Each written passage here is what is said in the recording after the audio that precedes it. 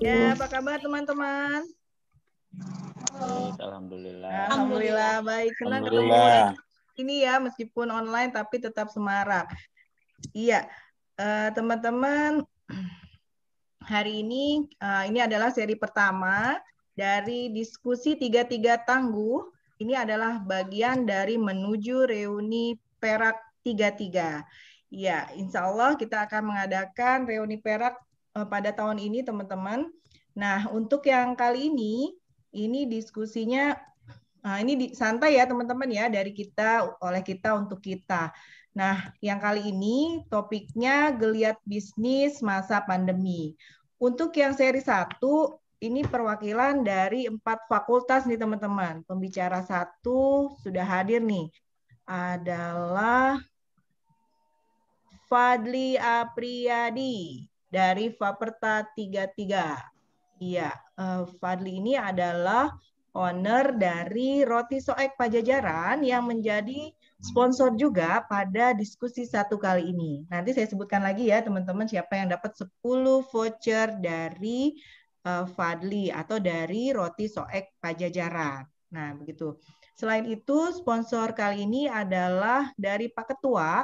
Ketua kita itu ketua panitia untuk reuni Perak adalah Muhammad Nur Asyik. Ya, Pak Asyik ini nanti juga membagi voucher untuk Batagor yang sama dengan namanya, Batagor Asyik. Gitu. Nah, pembicara kedua kita ini dari Fapet 33, yaitu M. Rizal Taufikur Rohman. Sudah hadir, apa kabar Rizal? Maaf ya, di sini manggil aja nama ya. Ya, nggak Alhamdulillah apa-apa, baik. santai aja. Sangkatan, oke. Biar merasa kuliah lagi. Nah, ya sip. Oke. Terima kasih. Iya, nah ini nanti Rizal ini udah ahlinya banget karena terutama dari makroekonomi, dari Indef, dan juga Rizal ini saat ini juga dosen tetap di Universitas Trilogi di Jakarta. Nah, jangan lupa teman-teman ikuti sampai akhir karena nanti ada tausiah menjelang Ramadan. Ini oleh Ustadz Soni Trison dari Fahutan 33. Assalamualaikum Ustadz. Waalaikumsalam. Waalaikumsalam. Tuh beda ya, cara jawabnya aja udah beda ya. Nanti kita dengarkan. Makanya jangan keluar Zoom dulu ya sampai terakhir. Ya, jangan lupa dokternya loh. Oh iya, nih banyak nih semuanya dokter ya. Iya, ini sengaja teman-teman dari panitia nih titip pesannya di sini nggak pakai gelar nih. Jadi semuanya seperti kuliah dulu. Belum selesai, belum lulus ceritanya gitu. Ya, tapi saya sangat menghargai panitia sangat menghargai teman-teman dengan dengan keberadaan dan posisi teman-teman yang sekarang sudah sukses semua. Alhamdulillah. Nah, teman-teman, ini saya didaulat alias ditunjuk langsung menjadi moderator. Padahal ini bukan profesi saya sehari-hari, gitu ya. Jadi saya mewakili FMIPA 33. Saya Resista Fikaliana, FMIPA 33 yang hari ini akan menjadi moderator. Moderator pertama, diskusi seri 1, diskusi 33 tangguh menuju reuni Perak. Topiknya geliat bisnis masa pandemi. Nah, nanti teman-teman, untuk yang pertama kita akan dengarkan dulu apa yang akan disampaikan oleh Fadli Apriyadi dengan judul Strategi Bisnis UMKM Pasca Pandemi. Nah, nanti dilanjut oleh Rizal, itu prospek dan peluang ekonomi dan bisnis. Nanti Soni Trison Ustadz Soni Trison, nah ini khusus untuk Soni ada Ustadznya. Nah, ini akan menyampaikan tausiah tadi menjelang Ramadan. Iya, sepertinya kita sudah tidak sabar ya teman-teman, tapi sebelum masuk ke pembicara 1, bacakan dulu sekali lagi siapa yang mendapat voucher, 10 voucher roti soek. Ini 55 maksudnya teman-teman ya, nanti diacak roti soek. Dan habis dikasihnya cuma 55, totalnya 10, bukan 10 ya, sekali lagi. Nah, satu lagi adalah dari Batagor Asyik. Pertama, Andi Sukma dari STK 33, Rina dari STK 33, Indriana Indra namanya, Pimpi dari STK 33. Ini nggak ada kolusi teman-teman, ini semua karena memang datangnya duluan di Zoom. Umu Kulsum dari BDP 33, Anissa, penggemar Fadli, angkatan 38.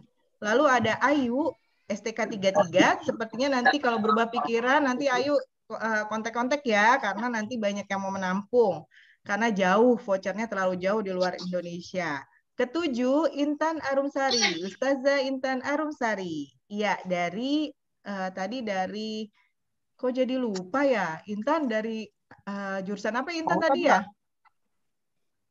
Tanah 33. Oh iya, Tanah 33. Iya, Intan, terima kasih sudah bergabung. Lalu ada Imam Afandi, Imam Mufis Afandi atau Fafan dari STK 33. Ini kayaknya pasukannya Sandi dikerahkan semua ya untuk dapat voucher. Yang ke-9 adalah Besemira dari BTP 33 atau dari Agronomi 33.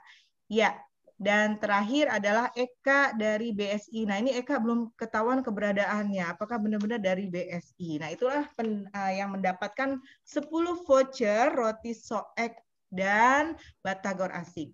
Nah, teman-teman, kita lanjut 15 menit kemudian akan kita dengarkan apa yang akan disampaikan oleh Fadli Afriyadi. Oh, ternyata pakai F ya. Di sini kok pakai P ya? Ya udah, Fadli Afriyadi. Silahkan dari Faperta 33.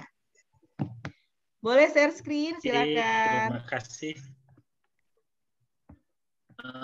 Oke. Terima kasih Resista, teman-teman semuanya. Assalamualaikum warahmatullahi wabarakatuh. Waalaikumsalam warahmatullahi wabarakatuh. Senang ya malam ini bisa ketemu dengan sahabat-sahabat semua tiga setelah 25 tahun ya. Kita 25 tahun ya kita nggak ketemu kembali. Benar, 25 tahun. Yang tampangnya kurang lebih sama, bukan? Mudah-mudahan kita malam ini dengan ketemu ini semakin mempererat ya. Jelas ya? Jelas, sudah kelihatan. Jelas nggak, Tak? Jelas. Halo. Ya. Jelas. Halo. Ya, Fadli. Jelas. Suaranya jelas. Halo. Fadlinya mungkin yang ininya. Fadlinya mungkin gini, Fadlinya mungkin videonya di ini aja. Jelas ya? Ya, Fadli Jelas. untuk ngurangin bandwidth, Nah, saya videonya dimatiin. Videonya dinonaktifin aja, Fadli, biar nggak makan jaringannya. Baunya Hilang ya? roti, bau rotinya aja kecium kok. Hilang. Wah, Fadli hilang ya? Wah, Fadlinya hilang nih. Oh, baunya hilang lagi kan? Mungkin kalau share screen videonya di off aja. Ya, biar nggak ini ya. Tadi kayaknya ada lihat Ibu Siti Nah, Waria ya. Oh, Fadli muncul lagi. Oke, Fadli, silakan share screen. Oke, terima kasih. Fadli jangan ngilang-ngilang dong. Vouchernya tetap dituntut sampai kapan juga. Kok nggak bisa share screen lagi? Bentar, coba ya di set. Oke, bisa. Udah, bisa. Oke, jadi saya cerita dikit aja nih, ini karena waktunya sebentar. Saya yakin sih teman-teman banyak yang lebih sukses, lebih berhasil dan lebih mantap usahanya ya. Tapi karena mungkin Sista dan panitia ketemunya saya duluan, jadi dapat giliran duluan. Nanti kita sama-sama sharing. Nah, yang namanya juga pelaku usaha kecil dan menengah. Jadi kondisinya kita ya, saya ambil judul itu ya, bisnis disoek pandemi. Jadi ya secara umum UMKM pasti terdampak lah dengan pandemi. Tapi bagaimana kita bisa bertahan dengan kondisi sekarang? Ada nomor handphone saya, silakan. Siapa tahu mau iseng-iseng ya. Asal jangan nagih-nagih aja. Okay. Nah, roti soek Pajajaran. Roti soek itu berasal dari bahasa Sunda. Ya. Meskipun saya orang Padang, jadi roti sobek itu adalah roti tawar, roti sobek 5 undakan yang kita sobek di tengahnya dan diisi dengan macam-macam isian. Ini gambarnya, ini ada yang rasa coklat avocado, lalu ada di meja ya ada beberapa. pilihannya. Nah, ini contoh produknya. Dari roti, kasih keju, kasih coklat, segala macam. Semoga semuanya tertarik dan lapar yang belum makan ya. Nanti kalau yang dekat Depok dan dekat Bogor bisa pesan via GoFood dan GrabFood. Jadi kita mulainya nih, saya ada bertiga. Saya berteman ada 3 orang. Yang tengah ini namanya Dede. Yang paling depan itu namanya Mbak Mutia. Itu FEM 39. Jadi ini bukan usaha sendiri, saya nggak bisa bikin roti ya. Belajar bikin roti, tapi saya jago makan roti. Nah, kalau yang putih-putih itu roti yang belum dibakar, kalau yang di bawahnya yang udah dibakar. Kita mulainya dulu dari kecil ya, dari tenda. Jadi kalau yang ini adalah kita ikut bazar dulu di Yasmin. Jadi teman-teman yang tinggal di Yasmin mungkin tahu ya, Sabtu Minggu pagi itu ada bazar. Kita suka ikut bazar di situ dulu. Jadi mulainya deh. Jadi 3 tahun yang lalu itu saya coba itu ikut bazar, perkenalkan kepada teman-teman ini loh roti, icipin segala macam. Saya tinggal di Pamulang ya, di Pamulang di daerah Pondok Cabe. Jadi lumayan jauh ke Bogor. Nah pagi-pagi itu jam 5, setengah 6 itu kita sampai di Yasmin tuh. Sebenarnya nggak sebanding ya ongkos dengan ini, tapi nggak apa-apa, namanya juga ngembangin usaha. Mulai dari itu lalu di warung jambu itu belum ada bangunannya seperti sekarang yang udah ke warung jambu ya, mungkin udah tahu. Jadi masih dalam bentuk tenda, lalu kita jualan di GoFood. Nah, saya ikut macam-macam acara, saya fotoin, masukin di IG, masukin di Facebook. Tujuannya sih satu belajar usaha, yang kedua tentu saja buat promosi. Nah ini saya ikut kegiatannya Backcraft, ketemu siapa yang agak terkenal difotoin ya, ketemu Pak Rektor minta foto, ketemu siapa minta foto. Yang penting bagaimana caranya akun medsos kita tumbuh dan berkembang. Nah ini adalah kalau yang atas itu suasana peresmian. Jadi kita waktu itu pas pertama buka peresmian gerai yang pertama, kita ngundang anak yatim, lalu ada sedikit tausiah. Anak saya tuh yang kecil yang duduk di depan ya, itu anak saya. Lalu itu ada banyak sih tim yang lain. Nah yang bawah ini adalah pasukan saya, pasukan awal. Yang depan itu tukang masak, tukang bikin roti. Sekarang tukang bikin roti itu ada 6 orang ya, 6 orang. Lalu di totalnya kita ada sekitar 15 orang timnya. Nah, outletnya ada di Warung Jambu di Jalan Pajajaran nomor 21. Jadi kalau dulu itu biasanya itu tempat berhentinya angkot ya. Kalau malam-malam suka makan seafood dulu. Saya ingatnya kalau ke sana itu dulu pergi makan seafood pas masih kuliah ya. Jadi kalau pada kuliah di Beranang Siang pasti tahu tuh di sampingnya Jambu 2. Juga ada di Bantar Kemang sebelum SKI, ada di Wangon, ada ke Tajur sana, lalu di samping stasiun, di Laladon ya sebelum dermaga, dan yang terakhir yang baru itu kita baru aja buka gerai kemitraan di Cenere. Saya kerjasama dengan Angkatan 30, Bang Andi Irman. Mungkin ada yang kenal dan mungkin juga tidak ada yang kenal. Nah ini adalah suasana outlet yang di Cenere. Ini kemarin acara pembukaannya. Jadi kemitraan ini adalah salah satu upaya kita untuk bertahan dalam kondisi sekarang. Jujur aja dulu sebelum pandemi itu banyak yang ngajakin kerjasama, kemitraan, franchise. Dulu kita tolakin karena kita ngerasa kita bisa berkembang sendiri. Tapi semakin ke sini kita makin sadar bahwa kita butuh orang lain gitu ya. Kita nggak bisa usaha sendiri. Lebih baik kita bareng-bareng. Dengan kemitraan kan mereka keluar investasi di depan, lalu outletnya juga lebih tertata, apalagi dalam kondisi sekarang kita tentu harus lebih hati-hati, lebih jaga cash flow segala macam ya. Ini kemitraan pertama, sedang dalam proses. Kita ada beberapa juga yang juga mengajukan pertanyaan tentang kemitraan ke depannya akan seperti apa, tapi kita lagi rapihin dulu konsepnya. Saya kenapa dulu tidak mau franchise itu karena dapat banyak cerita dari teman-teman juga yang ngambil franchise tapi katanya franchise-nya yang ngambil franchise-nya itu banyak yang tidak seberuntung yang punya franchise-nya gitu ya.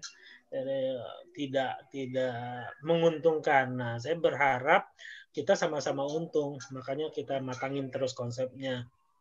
Nah, kalau ditanya kiatnya dalam menghadapi pandemi ini, yang pertama tentu saja harus kontrol cash flow. Kita harus jaga benar. Kalau paling simpel itu sih, kata teman-teman dulu itu kita harus punya beberapa tabungan ya. Jadi ada tabungan untuk belanja mingguan, ada tabungan untuk kayak roti itu ketahuan tuh belanja bahan segala macam itu kita sisihin duluan tuh. Lalu untuk gaji itu sejak awal bulan itu kita udah cicil. Kayak THR itu sebenarnya sejak 6 bulan yang lalu itu kita udah mulai pelan-pelan cicilin tuh biar aman. Lalu kayak untuk apa? Kayak untuk sewa outlet umpamanya. Outlet umpamanya kan kadang tahunan ya. Jadi kita udah sering saya ketemu orang teman-teman yang berusaha itu di saat akan memperpanjang kontraknya itu gagal gitu. Karena seringnya gini kan, kita punya uang nih 100 juta, 200 juta gitu ya. Wah, gue ingin buka usaha, sewa tempat. Habis 30 juta ya. Beli peralatan segala macam dibagus-bagusin tuh. Siapin modal kerja 2-3 bulan. Oke, lalu jalan-jalan. Begitu tahun depan ternyata kita nggak punya tuh uang untuk memperpanjang sewa. Artinya apa? Modal awal yang kita punya 100-200 juta setelah 1 tahun itu ternyata cuma sisa ya. Namanya peralatan kan pasti nyusut katanya ya. Dijual kembali harganya turun segala macam. Jadi memang harus menjaga benar-benar keuangan. Saya lebih fokus pada kontrol cash flow dibanding kalau orang bilang apa laporan keuangan, neraca, rugi laba segala macam itu mungkin berikutnya karena kita pelaku UKM. Yang penting itu apa? Alur keluar uang masuk itu terjaga. Jadi ada yang buat mingguan, ada yang buat pengeluaran bulanan, dan ada tabungan-tabungan untuk yang kepentingan-kepentingan yang besar. Kepentingan besar pokoknya kita harus perpanjang outlet tadi, kita harus beli peralatan segala macam. Nah itu harus kita cicil. Jadi jangan sampai berpikir nanti di awal kita punya uang, tahun depan ternyata kita nggak sanggup, itu berbahaya. Yang kedua itu kalau lagi pandemi ya tetap promosi. Jangan sampai karena pandemi kita kurangi promosinya. Dan rajin-rajin nyari yang free, banyak kok yang free ya kalau teman-teman main di UMKM. Roti soek udah masuk juga, sempat diliput dibikin lapar umpamanya ya. Meskipun itu untuk bikin laparnya yang bantu UMKM. Itu setiap hari itu saya DM terus, pokoknya setiap hari itu selama 1 bulan saya DM terus. Karena saya yakin yang DM banyak, kan ketiban terus ya. Jadi kita harus rajin setiap hari. Akhirnya nyangkut. Jadi teman-teman banyak yang nanya, kok bisa nyangkut dibikin lapar? Rajin aja nge-DM. Kalau kita cuma sekali DM, habis itu nungguin ya, kan ketiban terus. Ya. Jadi harus tetap kreatif, tetap berpromosi, jangan mentang-mentang pandemi lalu berhenti. Nah, yang berat itu sekarang kan yang gede-gede juga promosinya gila-gilaan ya. Pizza Hut beli berapa? Beli 5 dapat 50.000 apa beli 4 50.000 ya. Itu kan ngantem kita banget gitu ya. Lalu hampir semua lah banting-banting harga. Karena kalau bagi UMKM kan nggak semudah itu ya, karena HPP kita kan beda, lalu kondisi cash flow cadangan kita tidak sama dengan mereka. Yang ketiga kolaborasi. Ya, kolaborasi itu penting. Kita bilang anak IPB itu susah berkolaborasi, bekerja sama. Mudah-mudahan enggak, karena saya udah 3 tahun ya dengan partner saya yang satu lagi. Lalu ini kita lagi coba kemitraan juga, masih alumni IPB juga. Ya mudah-mudahan lah tidak seperti itu adanya. Karena saya yakin selama niatnya baik dan saling menguntungkan, lalu terbuka, kolaborasi itu akan memberikan manfaat. Dan yang terakhir sebenarnya situasi pandemi ini waktu kita untuk meningkatin kompetensi. Jadi ya rajin-rajin ikut seminar, pelatihan segala macam, lalu tim juga selalu dimotivasi segala macam. Karena kata orang ya yang namanya malam ada ujungnya, yang namanya kemarau ada akhirnya, yang namanya pandemi pasti akan ada ujungnya juga. Nah, di saat ujungnya itu usahakan kita berada pada kondisi yang siap berlari gitu ya. Jangan sampai begitu pandemi berakhir orang mulai usaha berkembang lagi, ternyata kita tidak sanggup gitu ya, karena kita banyak juga kan yang usahanya tutup, nanti saya begitu udah ini jalan lagi. Tapi kita nggak ngambil kepilihan itu. Lebih baik tetap bertahan, tingkatkan kompetensi, jaga aja harus keluar uang masuk, tetap promosi dan bangun kolaborasi. Mungkin 15 menit ya, Tak? 15 menit, masih ada 7 menit. Wih, banyak ternyata waktunya ya. Udah ngobrol diskusi aja deh kalau ada yang mau ditanyakan. Nah, ini contoh produknya flash kalau dicari di Google ya roti soek ya pasti udah muncul gitu ya. Udah muncul produknya dan cukup banyak, dan yang menyandang nama roti soek itu cuma kita gitu. Jadi roti soek itu cuma ada di roti soek Pajajaran aja. Itu aja mungkin berbaginya. Silakan teman-teman yang lain kalau ada mau diskusiin. Terima kasih. Terima kasih, luar biasa sekali tadi yang disampaikan oleh Fadli Afriyadi. Jadi tadi yang bisa disimpulkan untuk sementara adalah untuk tetap strateginya tadi adalah kontrol cash flow, lalu tetap promosi, kolaborasi, dan meningkatkan kompetensi. Nah, teman-teman semua yang berbahagia hari ini, kita tahan dulu tanya jawabnya, kita dengarkan dulu pembicara yang kedua. Pembicara kedua ini adalah Rizal Taufik Kurrohman dari Fapet 33. Akan menyampaikan prospek dan peluang ekonomi dan bisnis saat dan pasca pandemi. Kita dengarkan dulu 15 menit kemudian. Silakan Rizal. Oke, terima kasih. Assalamualaikum warahmatullahi wabarakatuh. Waalaikumsalam warahmatullahi wabarakatuh. Teman-teman, meskipun saya tidak semua kenal, tapi insya Allah silaturahmi ini kenal Pak Rizal. Kenal. Nggak banyak, nggak semuanya saya kenal. Tapi insya Allah familiar lah. Saya juga bingung sebenarnya hari ini. Kemarin waktu ditanya mau ngomong apa gitu ya. Jadi ya sudahlah, prospek ekonomi dan bisnis saja gitu di masa pandemi. Saya ingin lihatkan data ya, data terbaru dari BPS misalnya. Supaya kita sama-sama lihat. Jadi pertumbuhan ini dari kita lihat prospek pertumbuhan ekonomi ya di tahun 2020 triwulan 4 gitu ya. Kira-kira bayangkan ya, udah kelihatan ya? Sudah jelas, Oke. jelas. Kita lihat pertumbuhan ekonomi kita di tahun 2020 kuartal 4. Ya, kuartal 4 ini kita masih terkontraksi ya. Pada kontraksi minus 2,19%. Kelihatan ya? Nah, kelihatan. Mungkin saya harus jelaskan dari sini dulu ya sebelum ke nanti ke sektornya gitu. Nah, kinerja ekonomi kita kalau dilihat seperti ini memang buruk sekali gitu. Jadi pandemi di tahun 2020 kuartal 1 saja itu sudah mulai menurun 2,97, kemudian kuartal 2 itu lebih parah lagi.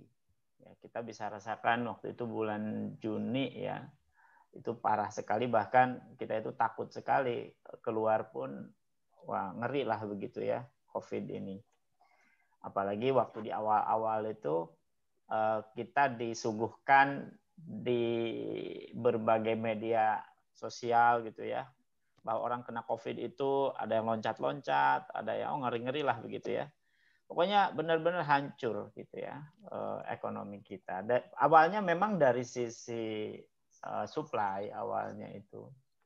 Jadi produktivitas industri ini menurun awalnya. Tapi ternyata diikuti oleh daya beli yang tambah parah gitu. Jadi awalnya kan sisi produksi dan konsumsi ya kalau ekonomi itu. Kalau dulu kita belajar pengantar ekonomi ya, apa namanya? Iya benar. Ya, ekonomi mikro umum, apalah gitu. Ekonomi umum. Nah, jadi kan ekonomi itu ada supply, ada demand, ada produksi, ada konsumsi, ada distribusi, kan 3 itu. Nah, dalam kondisi pandemi ini justru yang diawali sebenarnya di produksi. Mengapa? Karena ternyata kalau kita bicara masalah kesehatan, ya maka bicara produktivitas dari sisi tenaga kerja. Tadinya begitu memang dari teori ekonomi kesehatannya. Bayangkan orang mau bekerja pun takut juga. Perusahaan pada tutup.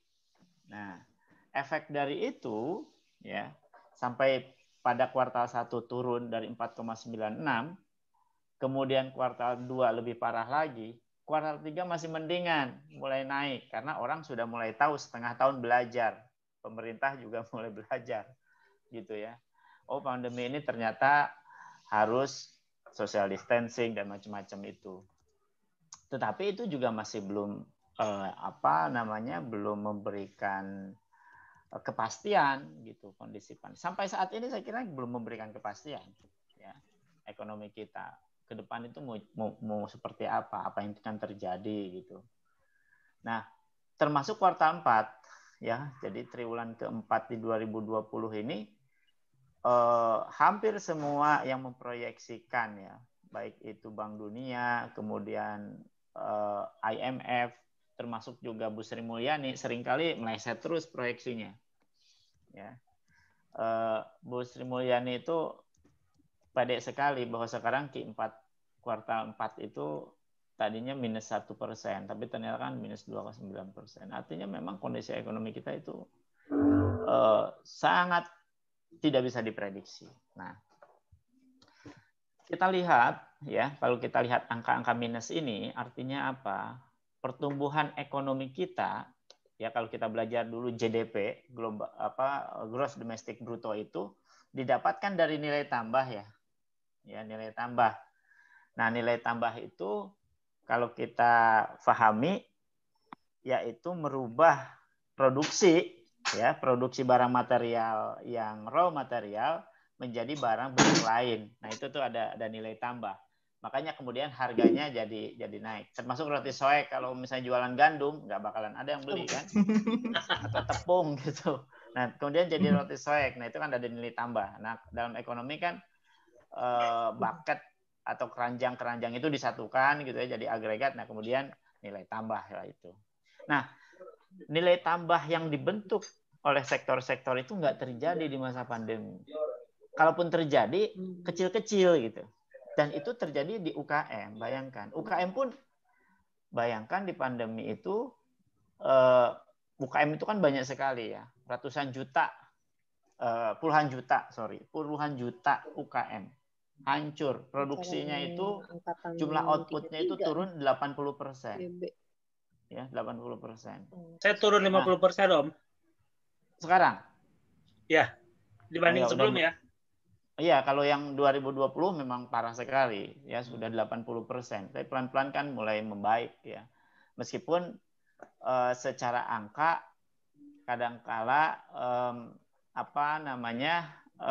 antara fakta dengan data seringkali missingnya. Tapi menurut BPS memang sekarang masih di angka kisaran 70 sampai antara 70 dan 80% ya. Bahkan Menteri UMKM juga waktu saya ikut acaranya ya begitu, itu juga memang masih berat untuk UMKM. Padahal ada kebijakan insentifnya kan, MEPEN itu kan, tapi itu juga sasarannya juga masih belum semua tepat sasaran. Nah, yang menarik sebenarnya di data ini, jadi pertumbuhan ekonomi kita ya, yang relatif, bayangkan yang positif itu sektor pertanian, kehutanan, dan perikanan. Yang lain itu negatif. Industri pengolahan negatif. Ya, padahal kita berharap industri pengolahan atau industri manufaktur ini yang menciptakan nilai tambah itu harusnya kan dari industri pengolahan. Perdagangan masih negatif. Meskipun ada online ya, kemudian macam-macam, tapi tetap negatif. Mengapa? Karena ternyata online begitu ya, bisnis online itu bukan meningkatkan produksi dalam negeri loh, UKM produksi loh, tapi itu justru UKM Cina itu. Ya, online itu. Kemudian juga konstruksi. ya, konstruksi juga turun, ya. Kemudian pertambangan, penggalian, transportasi juga sama. Transportasi lebih parah lagi, minus. Nah, kemudian yang menarik lagi, nah, sektor informasi dan komunikasi positif.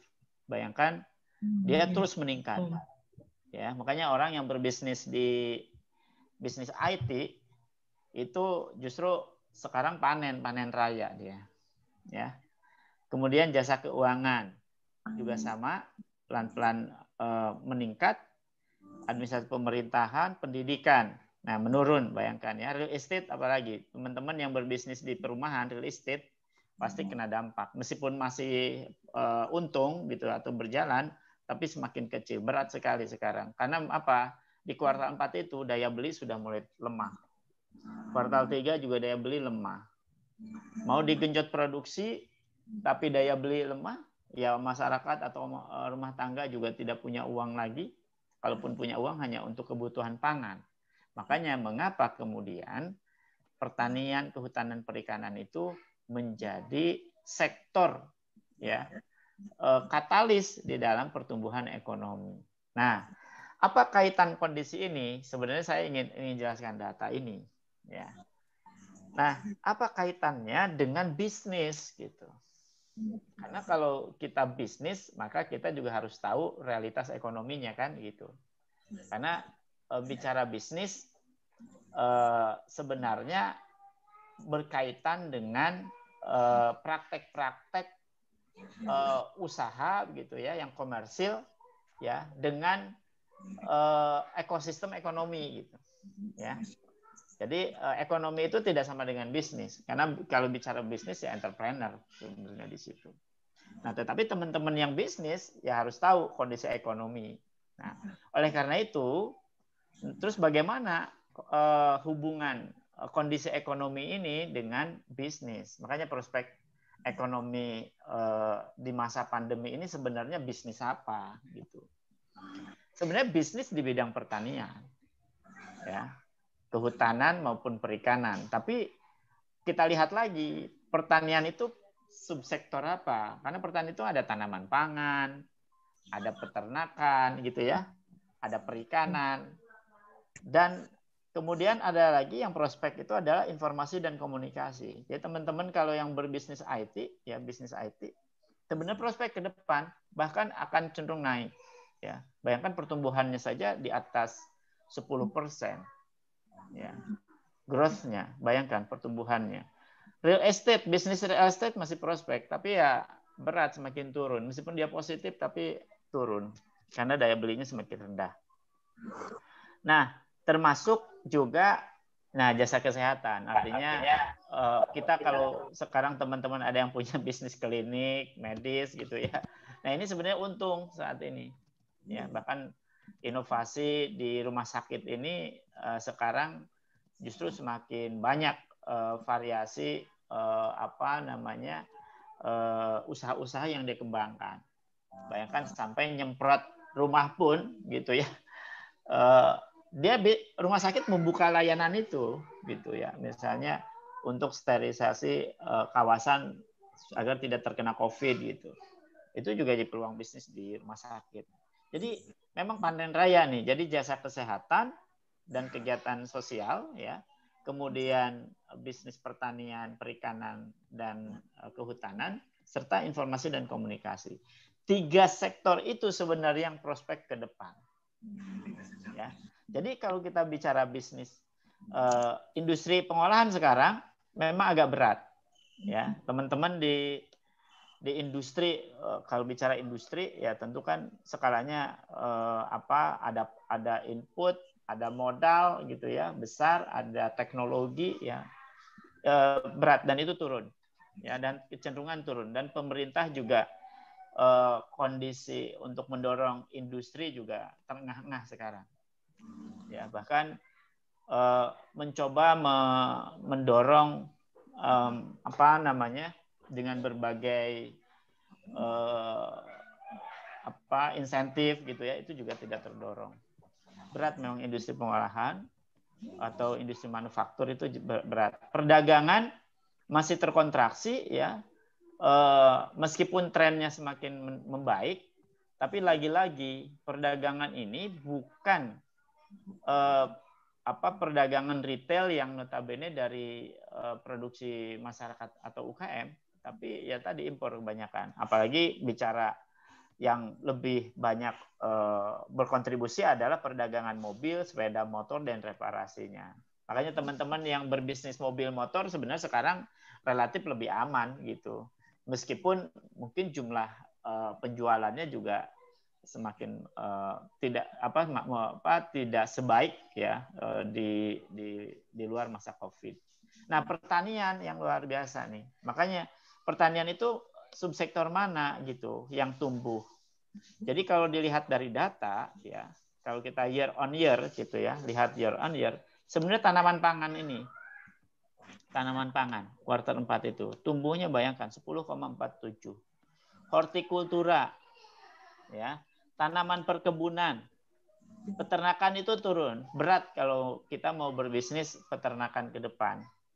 Jasa pertanian dan perburuan ya, ini jasa kalau kita misalnya punya rental alat-alat berat untuk pertanian masih prospek ya.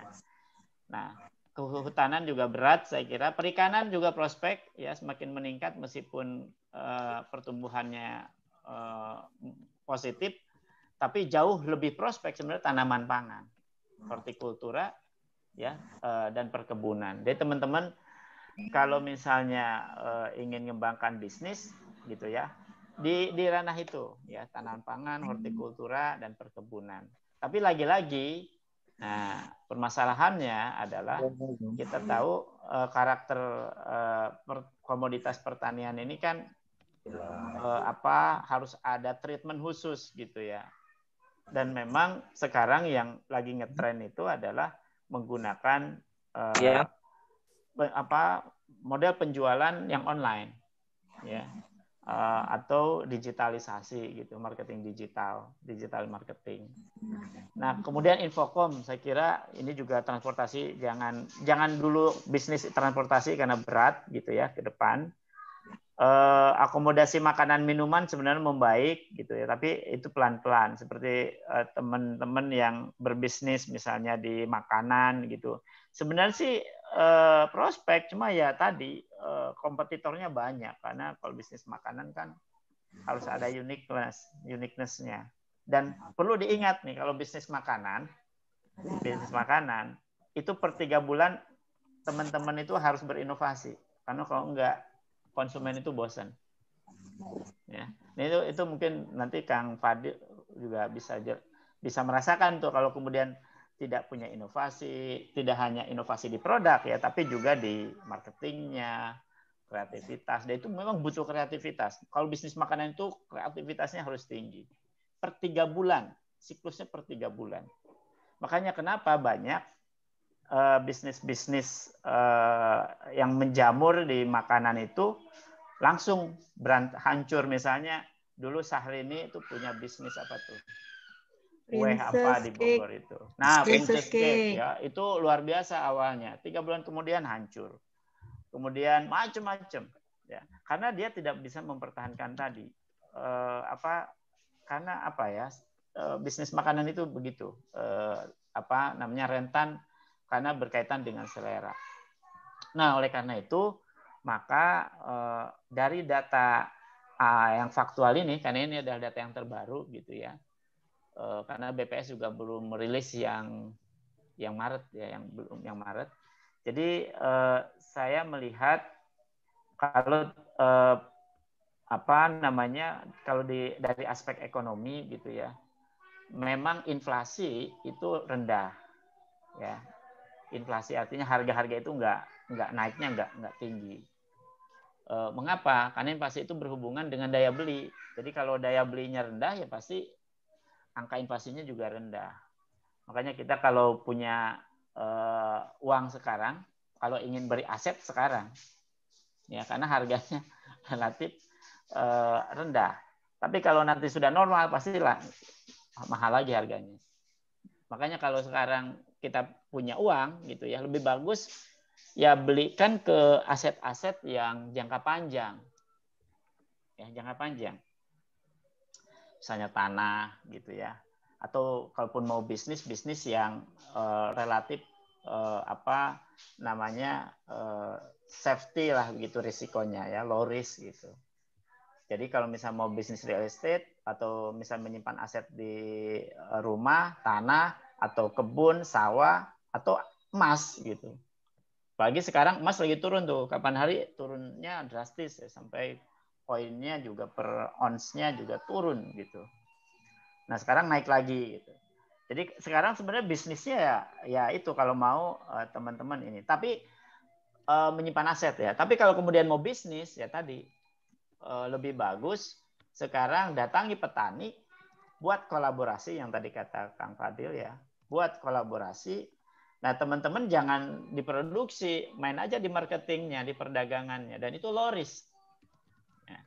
Dan ambil marginnya. Tapi nggak bisa konvensional modelnya, marketingnya. Harus menggunakan digital marketing, kemudian juga memastikan pasar gitu ya. Itu harus begitu sekarang. Ya. Saya kapan hari ya ikut international workshop gitu di Manila itu ya dari APO sebulan lalu lah. Kaitan dengan ini bisnis di bidang pertanian dan hampir seluruh dunia sekarang itu ya sedang bisnis ini. Gitu. Tetapi modelnya, nah ini model bisnisnya ada namanya social entrepreneur. Mungkin teman-teman bisa dengar ya seperti Grab katakanlah. Grab itu social entrepreneurs. Atau teman-teman pernah dengar yang Mokaf, ya, yang anak UGM kalau nggak salah atau anak Jogja itu, Mokaf. Padahal singkong loh itu. Kita belajar dari dulu singkong gitu ya. Tapi tidak pernah kan kita itu dari dulu ya, apalagi angkatan 33. Kita dapat mata kuliah kewirausahaan, tapi ya gitu-gitu aja, nggak juga apa itu wirausaha kan. Tapi ternyata anak-anak sekarang gitu ya, bisnis itu modelnya tadi bukan orientasi profit loh, tapi harus ada benefit ke siapa? Ke masyarakat, gitu. Nah, dan di berbagai dunia sekarang justru sedang dikembangkan social entrepreneurs itu. Rizal, Ya. maaf sekali, Ya. waktunya Oke. 1 menit. Siap. Nah, oleh karena itu sebagai pemantik ya, ini sebenarnya pemantik diskusi, saya nggak ingin yang berat-berat juga nyampaikannya gitu. Jadi sebagai pemantik, bagaimana prospek ekonomi ya tentu saja masih unpredictable ya, 2021 ini. Meskipun sudah ada vaksin, tapi belum menjadi solusi ya, karena kondisi struktur ekonomi kita sedang memang tidak kondisi fit gitu ya, ditambah tadi pasarnya juga sedang daya beli masyarakat juga lemah, produksi kita juga sedang tidak bergairah, makanya kemudian ada stimulus kebijakan pemerintah mengenai PEN itu, tapi itu pun masih jauh dari apa yang diharapkan. Misalnya insentif UMKM saja yang 2,4 juta itu, nggak tahu Kang Fadil dapatnya tuh ya, harusnya dapat tuh Kang Fadil ya.